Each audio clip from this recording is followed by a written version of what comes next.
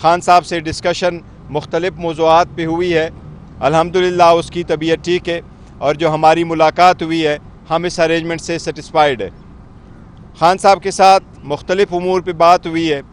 आपको मालूम है सेनेट का इलेक्शन है, KPK की सेनेट से इलेक्शन और अपने कैंडिडेट के मुताबिक खान साहब के साथ मशावरत करनी थी। वो मशावरत कंप्लीट हो चुकी है और इंशाअल्लाह ताला आज या कल इंशाअल्लाह ताला हम अपने कैंडिडेट का फॉर्मली अनाउंसमेंट कर लेंगे। खान साहब ने वो नाम मुझे बताए हैं जिनको खान साहब ने फ़ाइनल किया है। उसके साथ साथ खान साहब ने इंस्ट्रक्शन दी है हम KPK गवर्नमेंट में एक कमेटी बनाएंगे और वो कमेटी में मरवत साहब भी होंगे। उस कमेटी में हम सारे जितने ज़्यादतियाँ हुई है उसको तदारुक के लिए वो कमेटी सिफारिशात वज़ा करेगी। वो उन लोगों को जिनके साथ ज़्यादतियाँ हुई है उसका कैसे मदावा किया जाए उसके बारे में भी सिफारिशात होगी, और अगर लोगों ने गैर कानूनी काम किया है तो उन लोगों को कैसे हैंडल किया जाए उसके बारे में उस कमेटी की सिफारिशात इंशाअल्लाह ताला उस पे होगी। साथ साथ 23 तारीख को इंशाअल्लाह ताला 23 मार्च को पाकिस्तान तहरीक इंसाफ जलसा मुनक़द करेगी। वेन्यू का और टाइमिंग का इंशाअल्लाह ताला बाद में हम फॉर्मल अनाउंस कल परसों तक इंशाअल्लाह ताला करेंगे।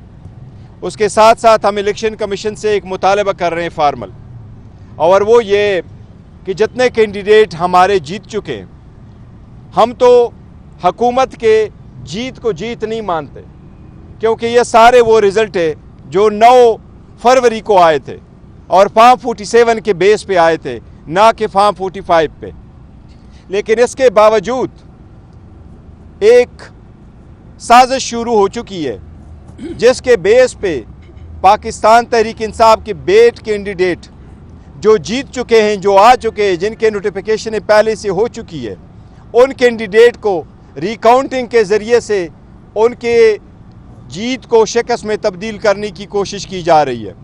वो कैंडिडेट जिनका नोटिफिकेशन हो चुका है, वो कैंडिडेट जिनके रिज़ल्ट कंसोलिडेट हो चुके थे, वो सारे पोलिंग एजेंटों के सामने कंसोलिडेट हो चुके थे, जिनके पोस्टल बैलेट्स काउंट हुए थे, जिनका इलेक्शन कमीशन ने नतीजा निकाल के उनका नोटिफिकेशन इशू कर दिया था।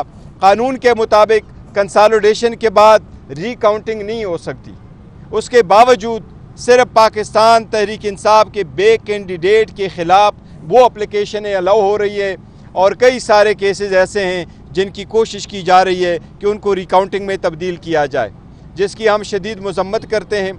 और हम मुतालबा करते हैं आला अदलिया से और इलेक्शन कमीशन से कि इस प्रोसेस को रोका जाए, और इसकी तरफ बड़ी बदअमनी फैलेगी, और वो ये है कि अगर आप हमारी जीत को शिकस्त में तब्दील करेंगे, जीत को आप शिकस्त में तब्दील करेंगे तो ये गैर आईनी गैर कानूनी एक नया फैलाव शुरू कर रहे हैं। हमारी इन सब से दरख्वास्त है कि जो नतीजे अखज़ हो चुके हैं उस नतीजों को एज इट इज़ रहने दे, जो उससे एग्रीड है वो अपने मुतालिका फोरम जाएगा। साथ ही साथ आज जो reserve seat related Peshawar high court का डिसीजन आ चुका है उस पर भी खान साहब से मशावरत हुई है, और इसको इंशाअल्लाह ताला हम बहुत जल्द सुप्रीम कोर्ट में चैलेंज करेंगे।